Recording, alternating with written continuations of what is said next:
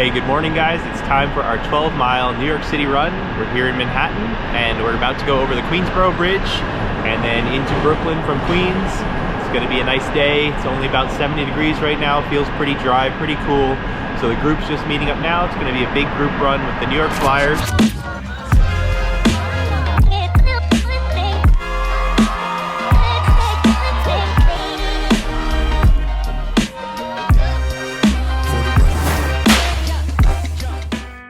Let's go explore the city.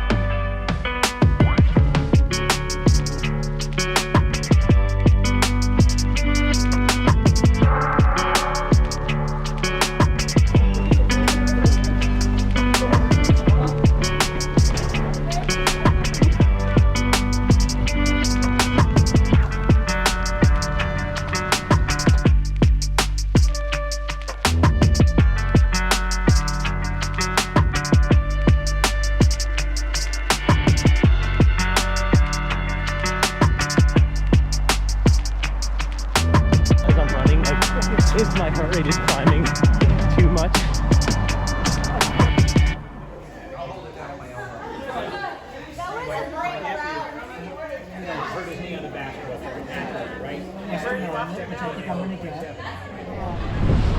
Right, the run is done. I feel pretty good. We'll talk about it when I get inside, but just we got a bike back to the car and we'll finish out our day.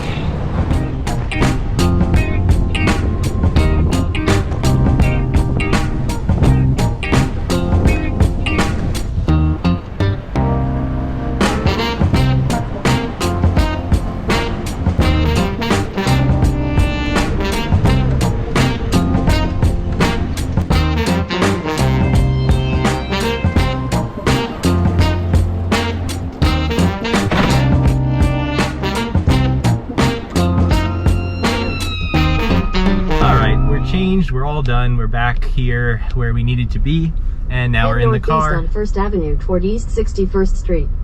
And now we're in the car, ready to head back home to Beacon, where we'll recap the run. I'll go over everything, paces, how it felt, how the temperature was, weather was. Stay tuned just a moment. We'll be back inside in a second.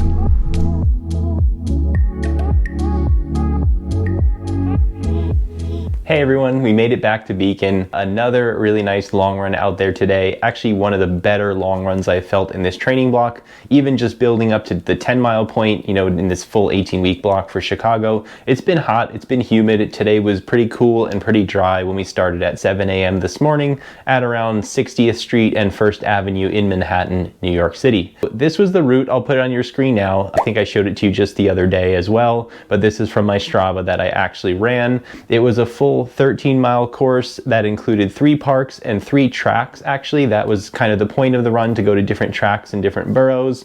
Kind of a cool adventure that the New York Flyers running club that I'm a part of came up with. So that was the plan, but I stopped just after the Williamsburg Bridge that we went over, because that was my 12-mile mark, and one of my other friends and running buddies, Chris, happened to be going for 12 miles also, so we just happened to sync up and finish at that point together.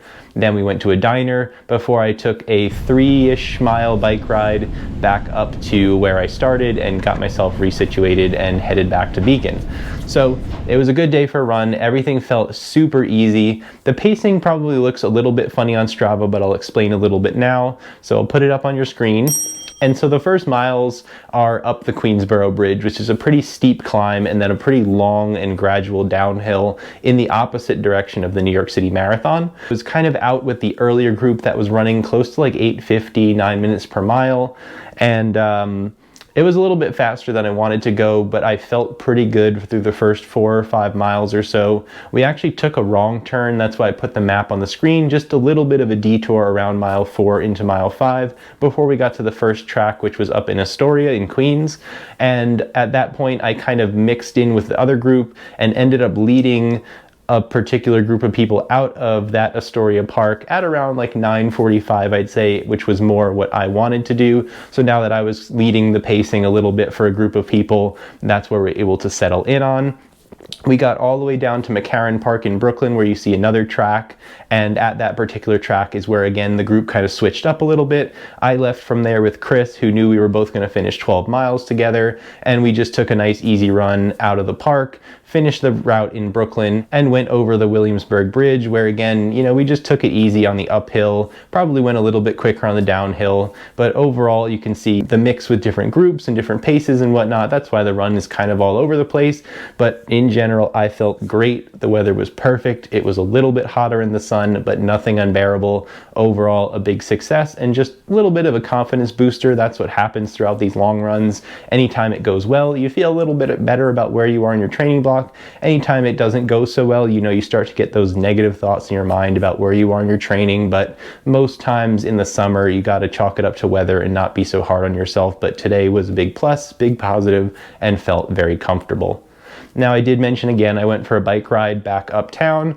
That 3 miles, I think it was like 3 or 3.5 miles. I'll put it on your screen now. It's just the classic city bike, so I was actually pedaling there. And then once I got back to Beacon, we actually went, Megan and I, for a walk around Main Street, probably about a mile and a half.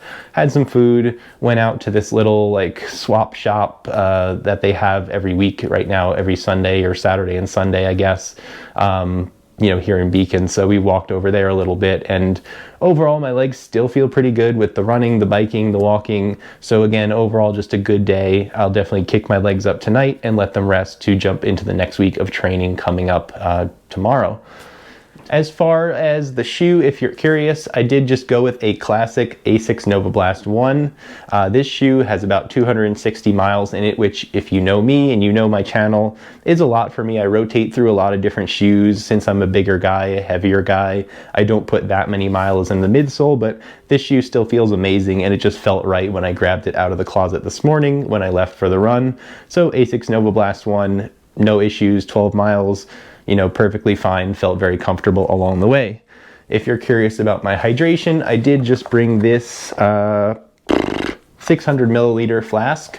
I just filled it and held it in my hand, held my camera in the other hand, and I went through this pretty quickly by about the first 5 miles. I did fill it up at a water fountain in Brooklyn at around mile 9 or 10, just about halfway, and just finished it right there as opposed to using the water fountain, and that was all I needed for the whole run. I also brought one gel that I ate at mile 6, and you know, again, that was pretty much all I needed just to give me that extra little boost through the rest of the run.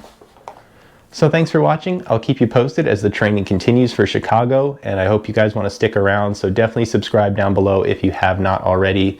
And with that, I just hope to see you all in the next video.